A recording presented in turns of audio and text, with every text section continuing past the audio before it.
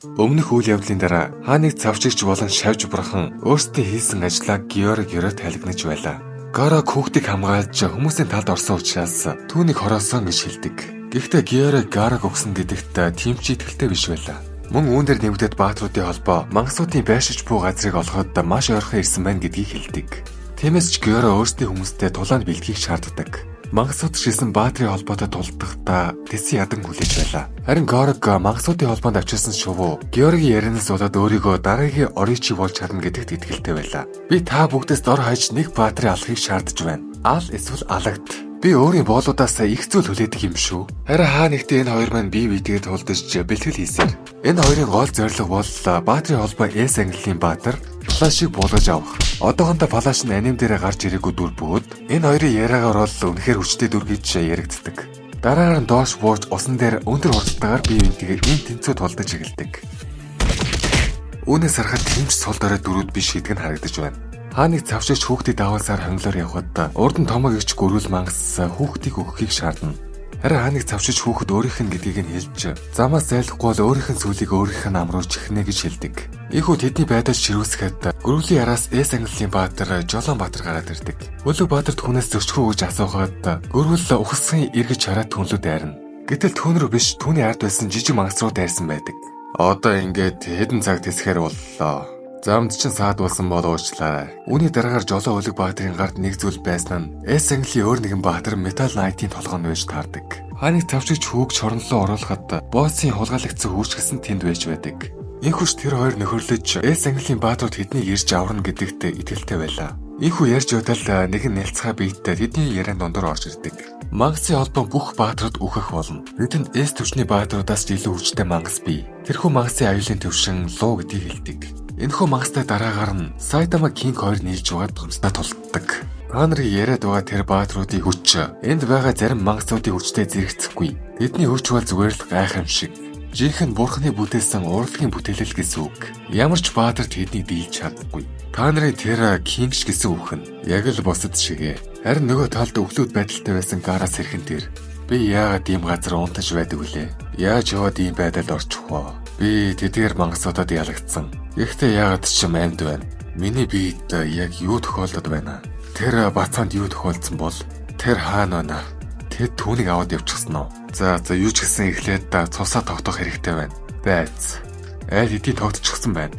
Үүн дээр нэмэгдээд гараад ирсэн дайралтаас болоод урагдсан хувцас нь буцаад хэмдэ орчихсан байдаг. Гарагийн авсан бүх шаргач гэсэн бараг илүү хүчрхэг булчаалаг болчихсон гэж хэлж болохоор магадгүй Гарагийн нууц хүч нь дайралтаа хохирол авах тусам илүү хүчрхэг болдог байж магадгүй юм. Нөгөө талд хүүхэд эзэн хаан аврах ажиллагааны багийн ахлагтай ярилцаад байж байдаг.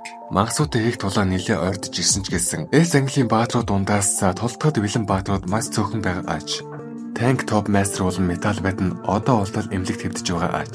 Жолон өлөг баатрын хувьд бол мангасуудын холбоонд урагчсан. Мөн дээрс нь нэмэгдээд Watchdog Man болон Metal Knight нь энэхүү тулаанд оролцохоос татгалзаж байгаа. Зомби залууд замдаа явж байгаа. Janus мөнгөн соёо Кингтэй холбоо барьж чадахгүй байгаа. Metal Knight-ийн хүүхэд эзэн хаанд хэлсэн үгнээс болоод тэрээр Janus болон мөнгөн соёог энэхүү ажиллагаанд оролцуулахгүй байхыг хүсдэг. Учир нь тэд Гарыг алдаад явуулчихсан учраас тэр гуравтай яагаад холбоо барьж чадахгүй байгаа вэ гэвэл харин Гара буцсан замаараа явсаар мангасын холбоод ирхэн тэр. Харин Георг тэдэн дээр хэн нэг ирж байгааг мэдж байлаа. Тэрээр мангасуудаа инхүү тушаана. Хэрвээ мангас бол энд авчир. Хэрвээ мангас биш бол өөрсдийн дураар болцгоо. Харин нөгөө талд босс маань нэлээ стресссэн байгаа харагдана. Учир нь түүний явсан багаас сураг тасарсан учраас. Харин аврах ажиллагааны дараагаа өөр нэгэн багийг бүрдүүлж дууссан байлаа. Энэ бол С ангиллын 8 баатраас бүрдсэн аврах ажиллагааны шинэ баг. Тэд Жалыг аварч мангасын холбоог устгах болно. Мөн тэрээр бусад бүх төвчний баатруудыг ч хийсэн дууссан гэдгийг хэлдэг. Харин Тацумаки өөрийнх нь игч Пубикийг аюулд оруулж байна гэж дургуутдаг. Хэрвээ түүнд ямар нэг зүйл тохиолдсон байх юм бол би чиний араас хамгийн ихэнд очих болно. Ганцхан би байхад л хангалттай. Харин нөгөө талд хааныг цавчиж Жалыг өрөөлөгөө авч өөрийнхөө тоглоом болохыг хүссэн байлаа. Хэн ч чамайг мэдэхгүй. Ямар ч баатар чамайг аврахаар чиний араас ирэхгүй. Харин Гараараа явсан бүх мангасууд алагдсан гэдгийг зарим мангасууд олж мэддэг. Хааны цавчигч Жаалын хөлийг яг огтлох гэж байтал Гара хан мэтэлсээр түүний өрөөрөө орж ирдэг. Мэдээж түүнийг яах гэж ирсэн гэдгийг мэдэж байсан учраас хааны цавчигч түүн рүү шууд дайралтаа явуулна. Харин Гара тэрхүү хурц сэлмийг нь өөрийн гараар барьж хугалж аваад харин нөгөө гараараа түүний толгойг бэц үсэртлэн нэг л цогтөг. Түүгээр зогссонгүй. Газар дуунч буй толгойг нь өөрийн техникийг ашиглаад 3 хэсэг хувааж дахин нэг удаа гарныхаа байрлалыг хийсээр хааны цавчигчийн бие гар хөл гээд бүх хэсгийг нь хэд хэсэг болгоод хажигддаг. Аха! Араас дагаад яв. Тэдний өрөөнөөс гарахад хэсэг магасууд Гара руу дайрах бөгөөд Гараш тэднийг ядах юмгүй алж хаяад энерги нөхөж байна гээд тэдний цогцыг идэхэд тэр. Гара түүнээс хүчтэй магасууд бий гэдгийг мэдэж байсан учраас аль хурднаараа энэ газраас гарах гэж оролдож байтал Жаал өөртөө цог байсан хулгайлагдсан хүүхдийг бас аврааш гэж түүнээс гуйдаг. Ингээд байж байтал маш том биетийн сүүдэр тэдний дээр тусган тэр. Жаала, арагшаа битгий хараарай. Удаанаар алхаж над дээр хүрээдэр. Болж байна алив. Гара тэрхүү магасыг маш хүчрэх гэдгийг мэдэрч байлаа. Одоогийн өөрийн хүчээр түүнийг дийлж чадах хэсэгтээ эргэлзэнэ. Тэр хоёр удаан гихчээр арагшаага алгасаар тэрхүү магасаас мулдарч чадна. Ашгүйдэ гэж байтал нөгөө булангаас бас нэгэн магас гараад ирдэг. Тэрхүү магасын цогцолтоос булдахад урдаас нь өөр нэгэн магас дайралтаа явуулах нь тэр. Гарач Жаалыг арагшаага шидэж байгаад нөгөө магасын толгоноос барьж дайралтаа хийх гэж байтал хажуунаас нь хав халуун ус ороод ирдэг. Нийтдээ Гарагийн өмнө 3 магас ирсэн байлаа. Тэдгээр 3 магас гуруула аюулын чөтгөрийн төвшөнд ордог. Нөгөө том магас ард нь байгаа учраас Гара тэдэндээ тулгаас ус сонгодгүй болдог. Эхлээд ганц эвэрт магас түүн рүү дайрах бөгөөд тэрээр хэлэхдээ түүний эврийг хэн ч юу ч эвдэж чадахгүй гэдэг. Харин шүршүр мангас ганцхан халуун ус цацдаггүй бөгөөд өөрийн бие дотор байгаа ямар ч зүйлийг хайлуулж чадхаар үчил цацаж чадна гэдгийг бас хэлдэг. Харин хулганы хувьд их булчинлаг бөгөөд өөрт нь ирсэн шархыг нөхөн төлжүүлж чаддаг аж. Энэхүү ганц эвэрт түүн рүү дайрахад Гара түүнийг эргэлдэж байхад нь хөлөөрөө түүний хажуунаас цохиж ганц өмөртөл түүнийг эзгэж чадна. Хажуунаас нь нөгөө шүршүр хорд бодисоо цацаж эхлэх бөгөөд Гара гарныхаа хурд хөлгөөнөөр бүгдийг нь биенээсээ зайлуулж боломж гарч ирэхэд түүний толгойг хүчтэйхэн цохиж чадна. Дараагийн том нудрагад дайралт ирэхэд Гара түүний нудрагыг зөрүүлэн цохиж гарыг нь хэл хэсэг болгоод хажигдаг. Энэ бүгдийг харсан Жаалд Гара яг л бурхан шиг харагдаж байлаа. Түүний өмнө тулаалдсан хааныг цавчигч болон шавж бурхан нь энэ гуравтай адилхан чөтгөрийн ижил төвшөнд байсан билээ. Чөтгөрийн төвшний 2 мангастай арай гэж толдож байсан бол одоо чөтгөрийн төвшний 3 мангасыг ямар ч асуудалгүй дөнгөдөг болсон байгаа аж. Юу гэж нэвэ?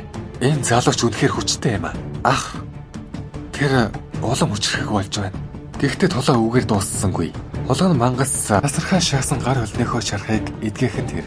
Геора та нарт өөрсдөө чи хүчний төвшөнд ангилдаг гэсэн үү? Хэрвээ та нар чөтгөрийн төвшин юм бол би луугийн төвшөнд орохгүй гэж юу? Үүний дараа мангасууд Гара руу нэгэн зэрэг дайрхан тэр. Гара өмнө нь яг ийм хурц зэвсэгтэй нэгэн баатартай тулдаж байсан болохоор ядах юмгүй тэдний дайралтыг няцааж чаддаг. Муугүй шүү. Гэхдээ тэдний ард маш том архиран гархан тэр. Учир нь гэвэл ганц эвэртийн дайралтыг Гара няцаасны дараа тэрээр хамаг урдаараа цааш явсаар нөгөө магцыг онцгсон аж. Хэн ч байсан юу ч байсан эвдэлж чадахгүй гэдээсэн эврийг нь юу чгүй болгоод тэдэнлөө буцаагаад шидчихдэг. Дахин нэгэн хүчтэй чимээ гарч ирсэнд нөгөө магас чин амнаасаа маш том цавилгаанд бөмбөлөг гаргаж байгаа нь тэр. Түүнийг харсан Гарагийн хамаг шар үсэн босож зовтхын завдалгийн нөгөө бөмбөлгөө тэдэнлөө явуулах нь тэр.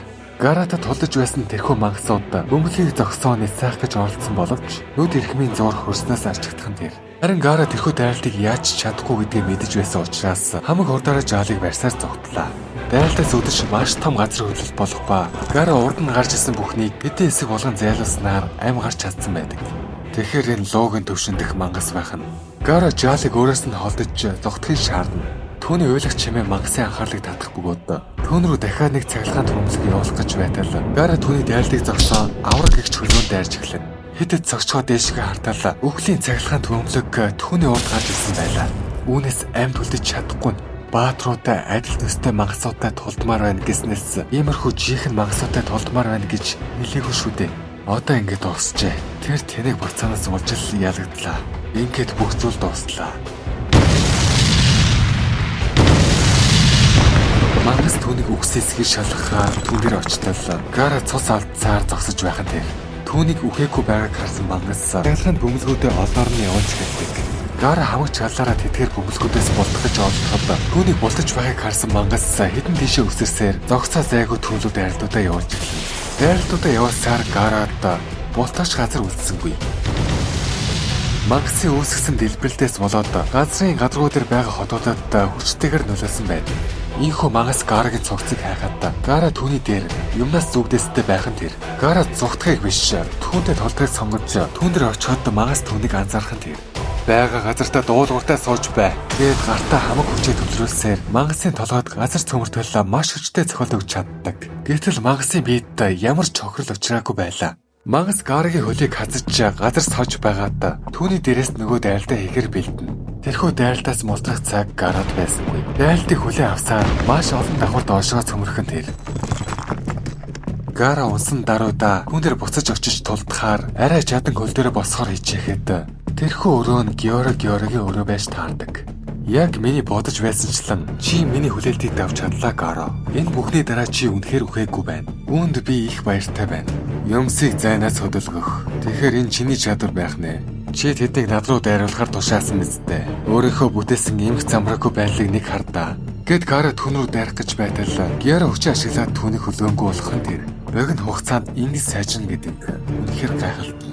Чи над дээр хүчээ ашиглахаа байсан чинь дээр шүү. Аль эсвэл би чамтай ярилцмаар байна. Тэгж их нэг удахгүй дээ. Геора аюулын төвшин лоо.